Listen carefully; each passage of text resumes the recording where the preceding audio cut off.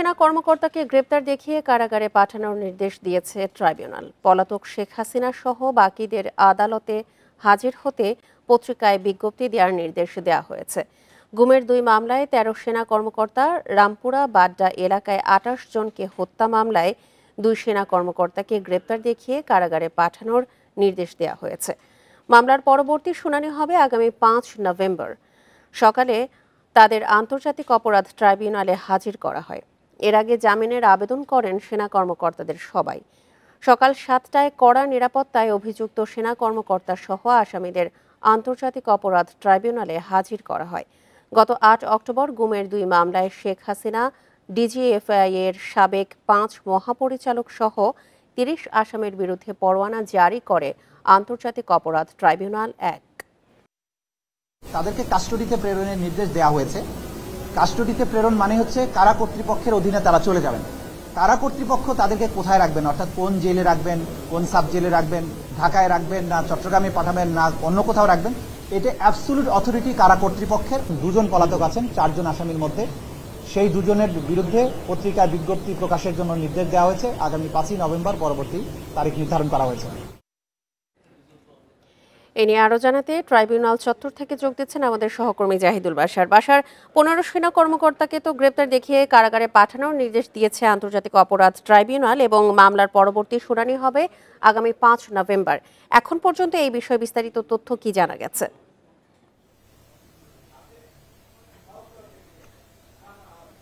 জি, আপনাকে ধন্যবাদ। দেখুন, আন্তর্জাতিক অপরাধ ট্রাইব্যুনালে আজকে প্রথম কথা হচ্ছে 15 সামরিক কর্মকর্তা, তাদেরকে গুমের মামলায় কারাগারে পাঠানো হয়েছে গ্রেপ্তার দেখিয়ে। এই 15 কর্মকর্তার যদি আমি একটু নাম বলি, তারা রয়েছেন colonel Anwar Latif Khan, brigadier general MD Jahangir Alam, brigadier general Tofael Mostafa Sarwar, colonel AKM Azad, brigadier general MD Kamrul Hasan, brigadier general MD Mahbub Alam, colonel Abdullah Al Momen, colonel MD Sarwar Bin Kashem, lieutenant colonel MD Mashiur Rahman Jewel, lieutenant colonel Saiful Islam Sumon, major general Sheikh MD Sarwar Hossain, brigadier general MD Mahbubur Rahman Siddique, brigadier general Ahmed Tanvir Mazhar Siddique, lieutenant colonel, এবং এই যে শেষের 2টি নাম, এটি হচ্ছে রামপুরা বাড্ডা এলাকায় 28 জনকে হত্যা মামলা, যেটি হচ্ছে জুলাই আন্দোলনে। এই 2 জন কিন্তু গুমের মামলায় নাই।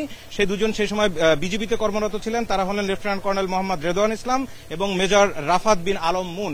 এই 15 সামরিক কর্মকর্তাকে 3টি মামলায় কিছুক্ষণ আগে গ্রেপ্তার দেখিয়ে কারাগারে পাঠিয়েছে। আর আজকে যদি এই মুহূর্তে একটু দেখাই, আমি যেখানে রয়েছি এটি হচ্ছে বাংলাদেশ জেলের প্রিজন ভ্যান, যেটি হচ্ছে এরকম এসি প্রিজন ভ্যান, কিন্তু এর আগে সচরাচর আমরা দেখিনি। এটি একটি নতুন সংযোজন এবং সামনে হয়তো আগামী দিনে অন্যান্য কারাগারগুলোতেও কিন্তু এই ব্যবস্থা দেখা যেতে পারে, তেমনটা আমরা ধারণা করছি।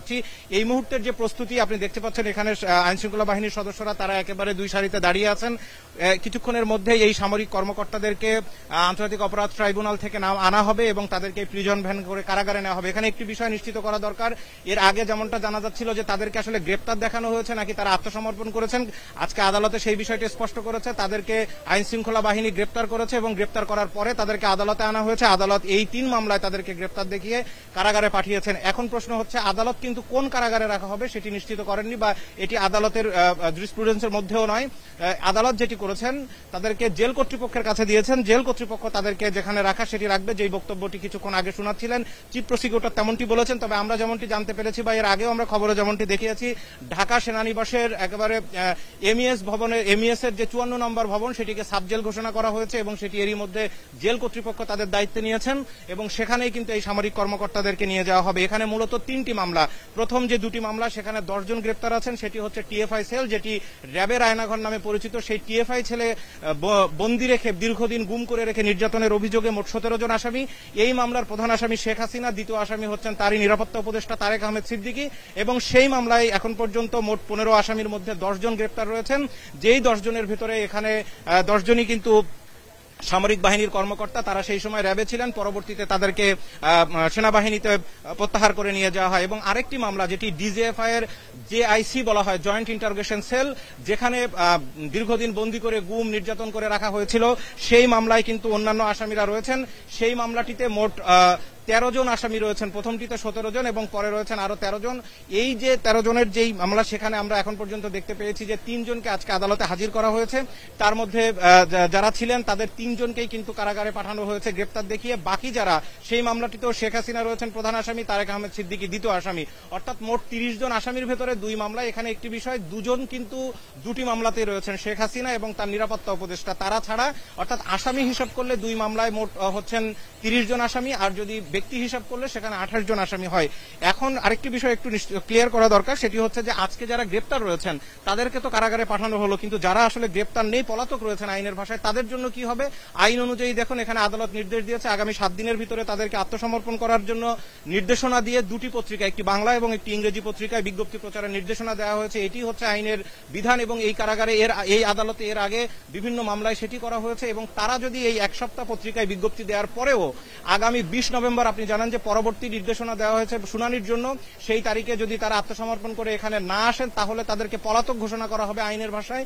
এবং পলাতক ঘোষণা করার পরে ন্যায় বিচারের স্বার্থে এই পলাতক আসামিদের জন্য কিন্তু স্টেট ডিফেন্স লয়ার বা রাষ্ট্রনিযুক্ত আইনজীবী নিয়োগ করা হবে, যেমনটি এই মুহূর্তে শেখ হাসিনার মামলায় কিন্তু একজন আইনজীবী নিয়োগ করা হয়েছে, তিনি তার পক্ষে মামলা লড়ছেন। তো সেই কারণে তাদেরকে পলাতক ঘোষণা করা হবে। এবং এই যারা আজকে গ্রেপ্তার রয়েছেন তারা প্রত্যেকে তাদের নিজস্ব আইনজীবী দিতে পারবেন। আজকে কিন্তু আমরা এখানে দেখেছি তাদের পক্ষে আইনজীবী এসেছিলেন ব্যারিস্টার সারওয়ার হোসেন, এবং তিনি সাবেক মেজর, তিনি কিন্তু তাদের পক্ষে এখানে আইনজীবী হিসেবে নিয়োগ পেয়েছেন বলে তিনি ওকালতনামা জমা দিয়েছেন। আরেকটি বিষয়, তার সাথে যেটি ধারণা করা হচ্ছে, এই যারা সামরিক কর্মকর্তা যারা গ্রেপ্তার রয়েছেন তারা হয়তো প্যানেল আইনজীবী দিবেন এবং তাদের পক্ষে তারা আইনজীবীরা লড়বেন। এখানে চিফ প্রসিকিউটর কিছুক্ষণ আগে যে ব্রিফিং করেছেন, সেই ব্রিফিং এ তিনি একটি বিষয় নিশ্চিত করেছেন যে এই যে সমস্ত কর্মকর্তারা দায়ী, গুমের অপরাধে তারা এখন অভিযুক্ত, সেই কর্মকর্তাদের দায় কিন্তু তাদের ব্যক্তিগত। এটি বাংলাদেশ সেনাবাহিনীর বিরুদ্ধে যে সমস্ত প্রোপাগান্ডা বা বিভিন্ন জন বিভিন্ন ধরনের অপপ্রচার চালাচ্ছে, এটি দেশপ্রেমিক সেনাবাহিনীর জন্য এটি না করার জন্য আহ্বান জানিয়েছেন। এবং সেনা সদরের যে ব্রিফিং এখান থেকে সপ্তাহ দেড়েক আগে যেটি মেজর জেনারেল হামিদুজ্জামান করেছিলেন, সেখানেও কিন্তু তিনি একই কথা বলেছেন যে এই যে যারা যে কর্মকর্তারা তারা এখানে বিভিন্ন অপরাধে অভিযুক্ত হয়েছেন, তাদের দায় তাদের।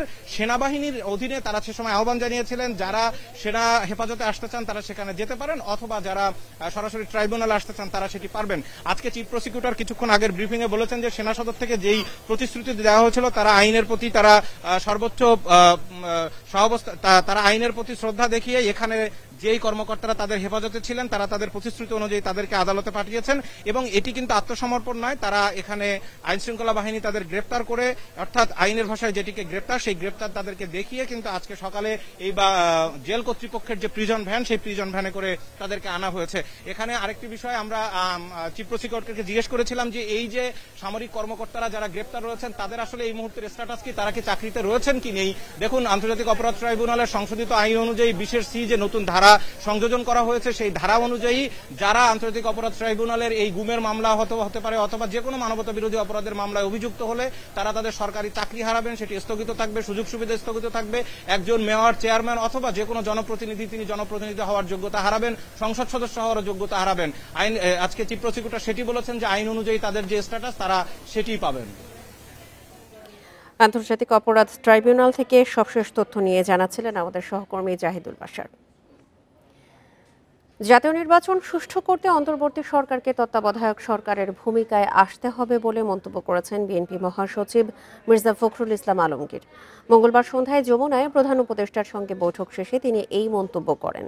মির্জা ফখরুল বলেন, নির্বাচন নিরপেক্ষ করতে প্রশাসন, পুলিশ ও বিচার বিভাগে নিরপেক্ষ লোক নিয়োগ দিতে হবে। সরকারের ভেতরে দলীয় কোনো ব্যক্তি থাকলে তাদের সরাতে হবে।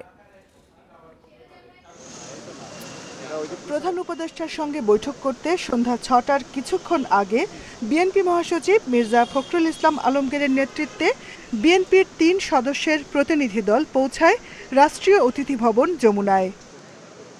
প্রতিনিধি দলে বিএনপির অন্য ২ সদস্য হলেন দলের স্থায়ী কমিটির সদস্য আমির খসরু মাহমুদ চৌধুরী ও সালাউদ্দিন আহমেদ। বৈঠকে আগামী বছরের ফেব্রুয়ারির জাতীয় নির্বাচন এবং প্রশাসনের কিছু বিষয়সহ দেশের সার্বিক পরিস্থিতি নিয়ে প্রধান উপদেষ্টার সাথে কথা বলেন বিএনপি নেতারা। ১ ঘণ্টার বৈঠক শেষে বিএনপি মহাসচিব মির্জা ফখরুল ইসলাম জানান, সুষ্ঠু নির্বাচন করতে প্রশাসনকে নিরপেক্ষভাবে ঢেলে সাজাতে প্রধান উপদেষ্টার কাছে দাবি জানিয়েছে বিএনপি। অন্তর্বর্তীকালীন সরকারকে এখন কেয়ারটেকার গভর্নমেন্টের আদলে নিতে হবে।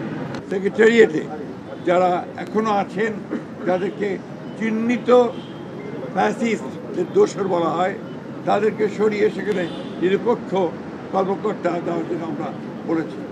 আমরা বলেছি যে প্রশাসনেও, জেলা প্রশাসন বিশেষ করে, সেখানেও একইভাবে ব্যবস্থা গ্রহণ করতে হবে। বিচার বিভাগকেও ফ্যাসিস্ট মুক্ত করার দাবি জানিয়ে তিনি বলেন, সরকারের ভেতরে যদি দলীয় কেউ থাকে তাহলে তাদেরকে অপসারণ করতে হবে। পুলিশের নিয়োগের ক্ষেত্রে বিশেষ করে যে সমস্ত আপনার নতুন করে নিয়োগ দেওয়া হবে বা আপনার পদোন্নতি দেওয়া হবে, সেই ক্ষেত্রে একদম নিরপেক্ষ অবস্থা নেওয়ার কথা। সরকারের মধ্যে যদি কোনো দলীয় লোক থেকে থাকেন তাকে অপসারণ করার জন্য আমরা দাবি জানিয়ে এসেছি। এ সময় প্রধান উপদেষ্টার কাছে বিচার বিভাগে ফ্যাসিস্টদের দোসরদের সরিয়ে নিরপেক্ষ বিচারক নিয়োগ দেওয়ার দাবি জানানোর কথাও বলেন বিএনপি মহাসচিব।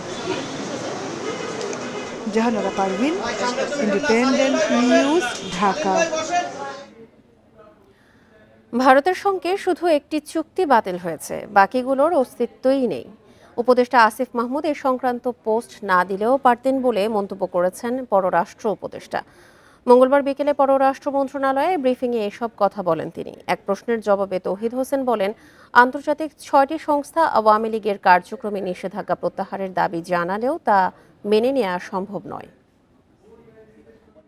সোমবার উপদেষ্টা আসিফ মাহমুদ সজীব ভুঁইয়া ফেসবুকে একটি পোস্ট দেন, যাতে তিনি দাবি করেন আওয়ামী লীগ আমলে ভারতের সঙ্গে সই হওয়া 10টি চুক্তি প্রকল্প বাতিল করেছে অন্তর্বর্তী সরকার।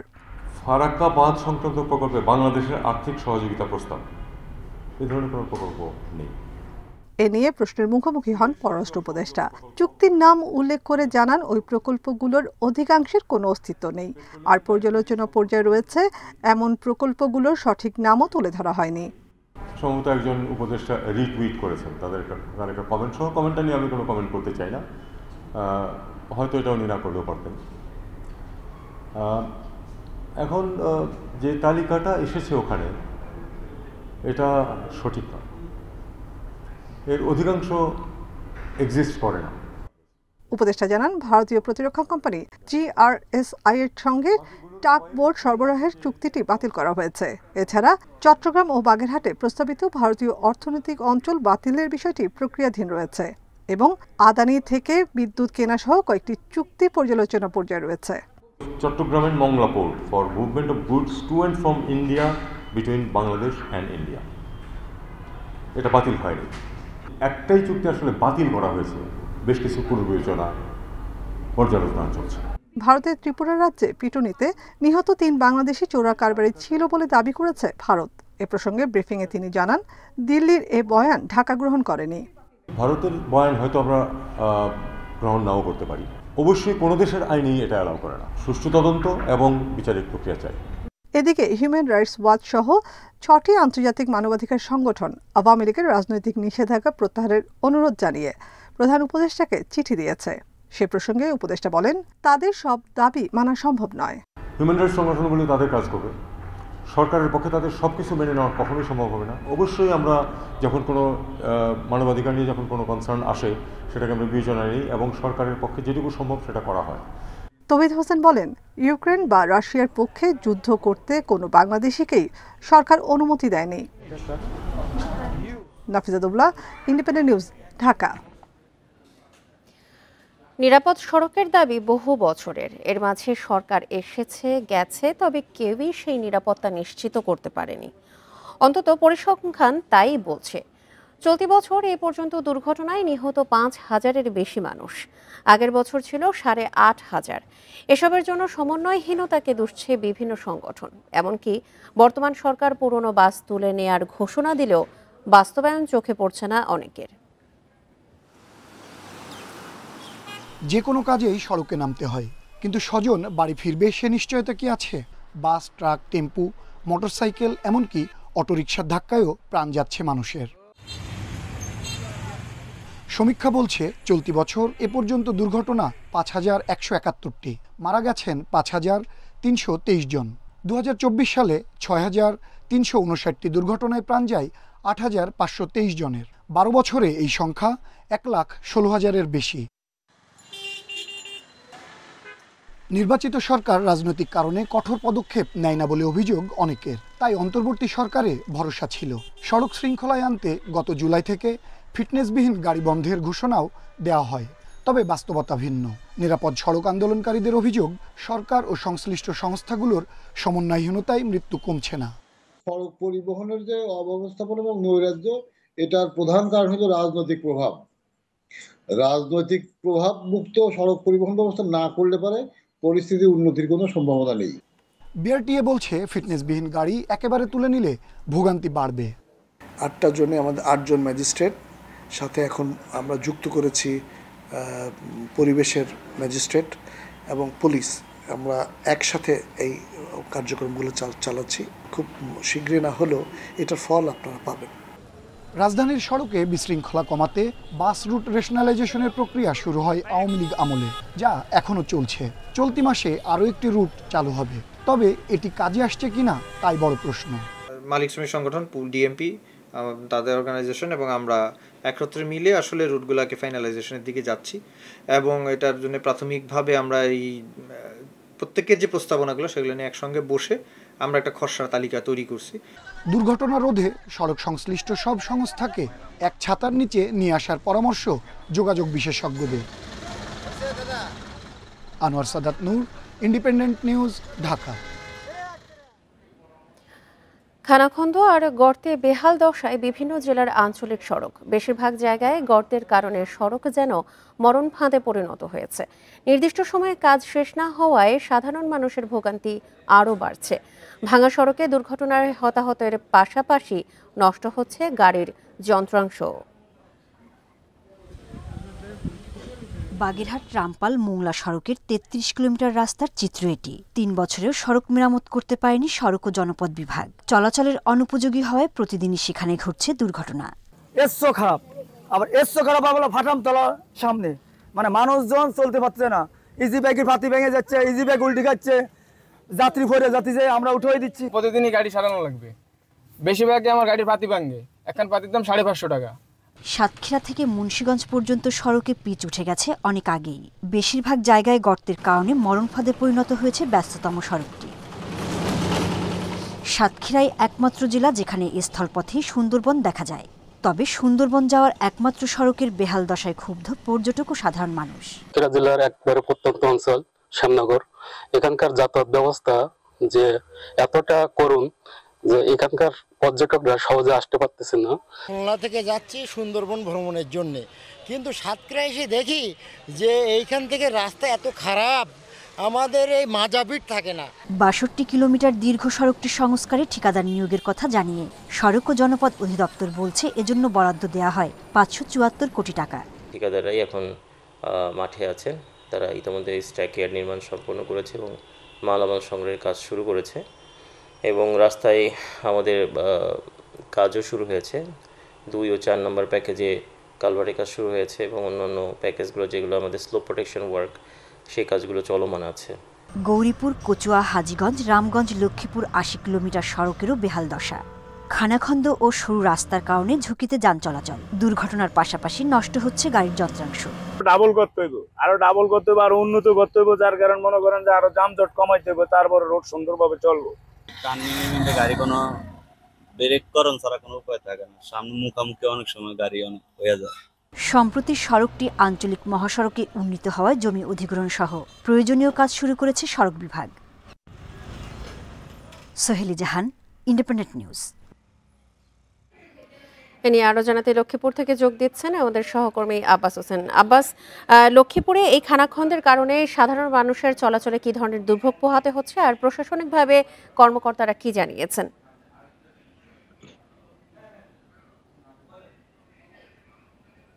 প্রচুর পরিমাণ বৃষ্টি হচ্ছে, এই বৃষ্টির কারণে মূলত সড়কগুলো আর কি অবস্থা। আমরা যেটা দেখেছি যে লক্ষ্মীপুর রামগঞ্জ হাজীগঞ্জ সড়কটি রয়েছে, এই সড়কের প্রায় ৪০ কিলোমিটার এলাকা এবং লক্ষ্মীপুর টঙ্গী থেকে রায়পুর পর্যন্ত যে আঞ্চলিক সড়ক রয়েছে, এই সড়কের ২২ কিলোমিটার সহ এর মধ্যে কিন্তু রামগতি, লক্ষ্মীপুর সহ অন্যান্য যে সড়কগুলো রয়েছে, এই সড়কগুলোর বেশিরভাগ অবস্থায় কিন্তু একদমই নাজুক, সেখানে চলাচলের অনুপযোগী হয়ে পড়েছে।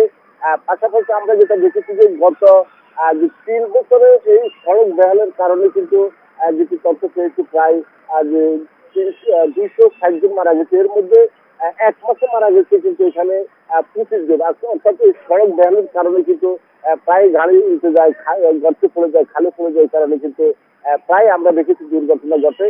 এবং এর পাশাপাশি যে গাড়ির যে যন্ত্রপাতি সেগুলো নষ্ট হচ্ছে, বিকল হয়ে রাস্তায় পড়ে যাচ্ছে, ফলে যানজট সৃষ্টি হচ্ছে, মানসিক দুর্ভোগ বাড়ছে। তবে গত কয়েকদিন আগে কিন্তু আমরা যেটা দেখেছি যে আইন শৃঙ্খলা কমিটিতে এই সড়কের বেহাল অবস্থা নিয়ে কিন্তু সেখানে যে বিভিন্ন ধরনের সিদ্ধান্ত হয়েছে, যেন দ্রুত সময়ের মধ্যে সড়ক যেই মেরামত করা যাবে, সংস্কার করা যায়, সে ধরনের উদ্যোগের কথা বলছে। তবে আমরা এখানে যেটা দেখেছি যে সড়ক যে সড়ক জনপথ বিভাগের যিনি নির্বাহী প্রকৌশলী রয়েছেন নজরুল ইসলাম, তার সাথে আমার কথা হয়েছে। তারা জানিয়েছেন তারা ইতিমধ্যে কয়েকটি প্রকল্প তারা অনুমোদনের জন্য পাঠানো হয়েছে। পাশাপাশি যে পল্লের যে সড়কটি রয়েছে সেখানে 276 কোটি টাকার একটি টেন্ডার প্রক্রিয়া হয়েছে, সেটি কিন্তু বাছাই চলছে।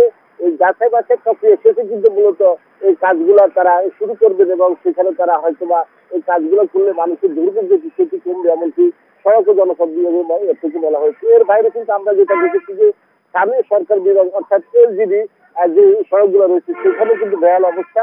তারাও কিন্তু যে বিভিন্ন ধরনের প্রকল্প অনুমোদনের জন্য পাঠানো হয়েছে। তারা বলছেন সেগুলো যে অনুমোদন পেলে তারা এই সড়ক সংস্কার বা সড়ক মেরামতের যে কাজ সেগুলো তারা শুরু করবেন। কিন্তু এখানে যে যাত্রী বা সাধারণ মানুষের যে অভিযোগ বারবারই কিন্তু তাগিদ দেওয়া হচ্ছে সড়ক মেরামতের জন্য উদ্যোগ নেওয়ার কথা বলছে। তারা বিভিন্ন ধরনের বিক্ষোভ, মানববন্ধন কর্মসূচি পালন করা হয়েছে। আমরা দেখেছি যে সড়ক ও জনপদের কর্মকর্তাদের গায়ে বাড়ে জানাজা লক্ষ্মীপুর হয়েছে এবং বিভিন্ন সংগঠনের পক্ষ থেকে বিক্ষোভ মিছিল, মানববন্ধন করেছে এই সড়ক সংস্কারের যে উদ্যোগ নেওয়ার জন্য। কিন্তু এখনো সেটি আমরা কিন্তু এখন পর্যন্ত বাস্তবায়ন সেটা দেখতে পাচ্ছি না।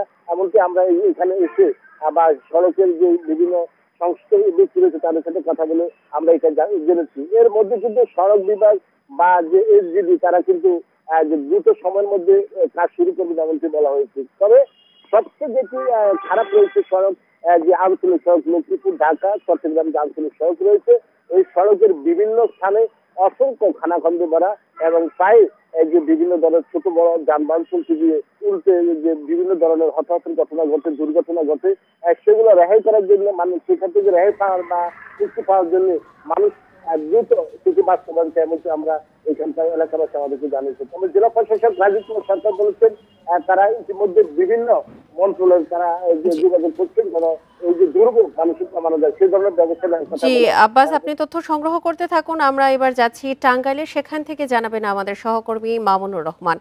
মামুনুর, আমরা যেমনটি লক্ষ্মীপুরের তথ্য শুনছিলাম আব্বাস হোসেনের কাছ থেকে, টাঙ্গাইলের কি অবস্থা দেখতে পাচ্ছেন? সড়কে কি ধরনের দুর্ভোগ পোহাতে হচ্ছে সাধারণ মানুষকে? টাঙ্গাইলের বিভিন্ন সড়কে মানুষের চরম দুর্ভোগ পোহাতে হচ্ছে, সেটা আঞ্চলিক সড়কই বলি বা মহাসড়কের কথাই বলি। সেখানে সব জায়গাতেই খানাখন্দে ভরে রয়েছে, যে কারণে মানুষ স্বাভাবিক যে গতি সেই গতিতে চলাচল করতে পারছে না। আমি যদি একটু দেখানোর চেষ্টা করি, এটা হচ্ছে টাঙ্গাইল পৌরসভার একটি রাস্তা এবং এই রাস্তাটি বেশ গুরুত্বপূর্ণ। জেলা সদরের সাথে পশ্চিম টাঙ্গাইলের বেশ কয়েকটি অঞ্চল এলাকার মানুষের যোগাযোগের একমাত্র রাস্তা হচ্ছে এটা।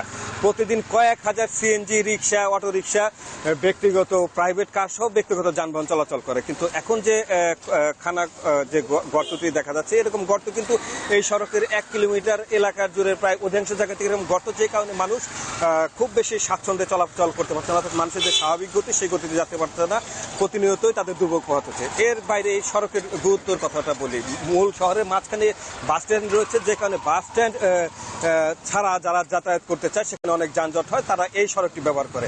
পাশে বেশ কয়েকটি মাদ্রাসা এবং শিক্ষা প্রতিষ্ঠান রয়েছে, তারা সবাই কিন্তু এই সড়কের কারণে চরম দুর্ভোগে পড়ে। এবার আসে আঞ্চলিক যে সড়কগুলো, অর্থাৎ জেলা শহর থেকে উপজেলা পর্যায়ে যেসব সড়ক রয়েছে সেসব জায়গাতেও কিন্তু খানাখন্দ রয়েছে। বিশেষ করে আরিচা যে মহাসড়ক টাঙ্গাইল থেকে যেটা গিয়েছে, সেটা নির্মাণ কাজ শুরু হয়েছে প্রায় 3 থেকে 4 বছর আগে, এখনো নির্মাণ কাজের অর্ধেক হয়েছে বলে আমরা জানতে পারি। বিভিন্ন জায়গায় তারা কিছু কিছু কাজ করেছে, আবার কোথাও কোথাও বন্ধ রেখেছে। যেসব জায়গায় কাজ বন্ধ রেখেছে সেখানে রাস্তা খানাখন্দে ভর্তি রয়েছে, পাথর ফেলে রেখেছে, যে কারণে প্রতিনিয়তই দুর্ঘটনা ঘটছে। বিশেষ করে ছোটখাটো যানবাহনের যেসব আমরা বলি আর কি, অর্থাৎ সিএনজি অটোরিকশা, রিক্সা, ব্যাটারি চালিত অটোরিকশা, এগুলো কিন্তু প্রতিনিয়তই দুর্ঘটনায় কবলিত হচ্ছে এবং অনেক সময় সেসব দুর্ঘটনায় হতাহতের ঘটনা না ঘটলেও আহত হয়েছে অনেকে, এরকমটি কিন্তু আমরা দেখেছি। তো স্থানীয় জনগণের যে কথাটি, যে পৌর এলাকায় হোক বা আঞ্চলিক সড়কগুলোই হোক, কোনো অধিকাংশ সড়কই কিন্তু এখন সঠিক জায়গায় নেই, খানাখন্দে ভর্তি রয়েছে। তারা চাচ্ছে দ্রুততম সময়ের মাঝে এই খানাখন্দ মুক্ত সড়ক তৈরি করে তাদের চলাচল নির্বিঘ্ন করবে। এই হচ্ছে আমার কাছে টাঙ্গাইল থেকে। লক্ষ্মীপুর ও টাঙ্গাইল থেকে সড়কের বেহাল অবস্থা নিয়ে জানাচ্ছিলেন আমাদের সহকর্মীরা। দক্ষিণ বঙ্গোপসাগরে একটি স্পষ্ট লঘুচাপ সৃষ্টি হয়েছে, যা আরও ঘনীভূত হয়ে আজ সন্ধ্যায় নিম্নচাপে রূপ নিতে পারে। আবহাওয়ার পূর্বাভাস বলছে বৃহস্পতিবার এর গতিপথ বোঝা যাবে। এর প্রভাবে 24 অক্টোবর থেকে উপকূলে ভারী বৃষ্টির সম্ভাবনা রয়েছে। এ মাসের মধ্যে আরেকটি লঘুচাপ শক্তিশালী হয়ে নিম্নচাপ সৃষ্টির পূর্বাভাসও দিয়েছে আবহাওয়া অধিদপ্তর। এবছর বর্ষা বিদায় নিল 14 অক্টোবর। এরপর থেকেই আবহাওয়া শুষ্ক হচ্ছে। বর্ষার পর সাধারণত আবহাওয়া পরিবর্তন হয়, তাই এই সময় বঙ্গোপসাগরেও সৃষ্টি হয় নিম্নচাপ থেকে ঘূর্ণিঝড়। এবছরও দক্ষিণ বঙ্গোপসাগরে সৃষ্টি হয়েছে একটি লঘুচাপ, যা শ্রীলঙ্কার কাছে হওয়ায় আবহাওয়া অধিদপ্তর বলছে ভারতের তামিলনাড়ু উপকূলে আঘাত হানতে পারে। এর প্রভাবে বাংলাদেশের দক্ষিণ উপকূলে ভারী বৃষ্টির সম্ভাবনা রয়েছে। উড়িষ্যা নিচে অর্থাৎ অন্ধ্র, তামিলনাড়ু এই অঞ্চল দিয়ে উপকূল অতিক্রম করার সম্ভাবনা রয়েছে। যদি এটা নিম্নচাপ হলে হওয়ার পর হয়তো গতি প্রকৃতি বা গতিপথটা আরও সুস্পষ্টভাবে বোঝা যাবে, যেহেতু এখন এই হয় না। তবে এখন পর্যন্ত যে পূর্বাভাস যেটা দেখা যায় গাণিতিক মডেলগুলো, সেটা আমরা ওইরকম আশঙ্কা করছি। তবে এর প্রভাবে হয়তো আমাদের বাংলাদেশ উপকূলে এই অঞ্চলগুলো বৃষ্টিপাতের একটা আশঙ্কা দেখা যাচ্ছে। অক্টোবরে ঘূর্ণিঝড় রেশমি চিত্রাং হানা দিয়েছিল বাংলাদেশের উপকূলে। এ মাসের দীর্ঘমেয়াদী পূর্বাভাসেও বলা হয়েছিল মাসের শেষের দিকে বঙ্গোপসাগরে একটি ঘূর্ণিঝড় সৃষ্টি হতে পারে। এখন যে সুস্পষ্ট লঘুচাপটা দেখাচ্ছে, এটা কিন্তু দ্রুতই হয়তো উপকূলের দিকে হচ্ছে, কিন্তু পিছনে আর একটা আছে এবং পিছনে যে লঘুচাপটা তৈরি হবে সেটা শক্তি সঞ্চয় করার সম্ভাবনা বেশি দেখা যাচ্ছে এবং এই পেছনেরটা যেটা আছে সেটা এত আমরা আশঙ্কা করছি যে এটা ঘূর্ণিঝড়ের রূপ নেবে। আবহাওয়া অফিস বলছে সূর্যের এখন দক্ষিণায়ন চলছে, তির্যক হয়ে পড়ছে আলো, তাই প্রায় সারাদিনই থাকছে সূর্যের তেজ। তবে নভেম্বরে এই তেজ কমবে, আসবে শীতের অনুভূতি। Shahriar Anirban, independent news, Dhaka. মেঘনায় 2 লাইটার জাহাজের সংঘর্ষের ঘটনার দুদিন পরও ডুবে যাওয়া এমভি মডার্ন মেরিন 19 লাইটার জাহাজ উদ্ধার হয়নি। তবে জাহাজটিতে থাকা 13 ক্রুকে উদ্ধার করছে কোস্টগার্ড। মঙ্গলবার রাতে বিষয়টি নিশ্চিত করেন কোস্টগার্ডের মিডিয়া কর্মকর্তা লেফটেন্যান্ট কমান্ডার সিয়ামুল হক। তিনি জানান, 20 অক্টোবর চট্টগ্রাম থেকে কয়লা নিয়ে পায়রা বন্দরের দিকে যাচ্ছিল এমভি মডার্ন লাইটার জাহাজটি। এ সময় ভোলার তজুমুদ্দিনে পৌঁছলে অপর দিক থেকে আসা এমভি উম্মে হাবিবা লাইটার জাহাজের সাথে সংঘর্ষ হয়। এ সময় এমভি মডার্ন মেরিন 19 লাইটার জাহাজটির তলদেশ ফেটে গিয়ে পানি ঢুকে তজুমুদ্দিনের সীমানায় সেলিমের ট্যাকের চরে আটকে যায়। পরে জাহাজে আটকে পড়া 13 ক্রুকে উদ্ধার করা হয়। ডুবে যাওয়া জাহাজটি উদ্ধারে দ্রুত অভিযান শুরু করা হবে বলেও জানান তিনি।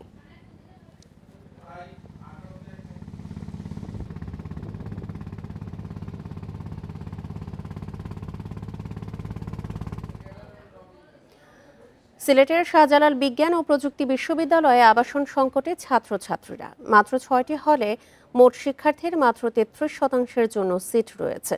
ফলে বেশিরভাগ শিক্ষার্থীকে থাকতে হচ্ছে মেস বা ভাড়া বাসায়। বিশ্ববিদ্যালয় প্রশাসন বলছে আবাসন সংকট নিরসনে নতুন 2টি হল নির্মাণ কাজ চলছে। সিলেটের শাহজালাল বিজ্ঞান ও প্রযুক্তি বিশ্ববিদ্যালয়ে প্রতিবছর ভর্তি হন 1,500 শিক্ষার্থী। বর্তমানে 28টি বিভাগে শিক্ষার্থীর সংখ্যা প্রায় 9,000। অথচ 6টি আবাসিক হলেই থাকার সুযোগ পাচ্ছেন মাত্র 3,000 শিক্ষার্থী। আর ক্যাম্পাসের বাইরে মেস ও বাসা ভাড়া করে থাকতে হচ্ছে 6,000-এর বেশি ছাত্রছাত্রীকে। এতে আর্থিক চাপের পাশাপাশি দূরত্বের কারণে নেতিবাচক প্রভাব পড়ছে শিক্ষায়। হল না পাওয়াতে তারা বিভিন্ন বিশ্ববিদ্যালয় সংলগ্ন আশেপাশে তারা এলাকাতে তারা মেসে থাকে, কিন্তু অনেক পরিবার আছে তাদের হচ্ছে খুবই নিম্ন মধ্যবিত্ত পরিবারের শিক্ষার্থীরা আছে। আমরা টিউশন করে একটু সন্ধ্যা হয়, তো সেই ক্ষেত্রে হচ্ছে বাইরে থাকলে তখন দেখা গেছে অনিরাপত্তা, তখন ওইটার দায়ভার তো হচ্ছে কেউ নিবে না। হলের সিট বরাদ্দে অগ্রাধিকার দেওয়া হয় মেধাবী, অসচ্ছল ও প্রতিবন্ধী শিক্ষার্থীদের। আবাসন সংকটের কারণে বাদ পড়ছেন অনেকে, বলছে বিশ্ববিদ্যালয় প্রশাসন। একটা মেধার ভিত্তিতে এবং নিড বেসড, যেটা অসচ্ছল কিছু স্টুডেন্ট থাকে মেধাবী, এইটা আরও কিছু ডিজেবলদের জন্য আমাদের কয়েকটা হলে জায়গা রাখা হয়েছে, যে যারা শারীরিকভাবে প্রতিবন্ধী। এই কয়েকটা ক্রাইটেরিয়ার উপরে বেসিস করে আমরা গত বছর থেকে সিট দিয়ে আসছি। উপাচার্য জানান, নতুন 2টি হল নির্মাণের প্রক্রিয়া চলছে। এতে আবাসনের ব্যবস্থা হবে আরও 2,000 শিক্ষার্থীর। অনেকগুলো ডেভেলপমেন্ট প্রজেক্টের কাজ চলছে, এর মধ্যে 2টা হল আছে, ছাত্রদেরটাও 1000 সিটের, মেয়েদেরটাও 1000 সিট। যে সংকটগুলো ছিল আবাসন কেন্দ্রিক, সেইটা এখন বাস্তবিক অর্থে কিছুটা মিট আপ করার কার্যক্রম চলছে। আবাসন সংকট নিরসনে বিভিন্ন হলের সম্প্রসারণ সহ আরও নতুন হল নির্মাণের দাবি ছাত্রছাত্রীদের। Independent news.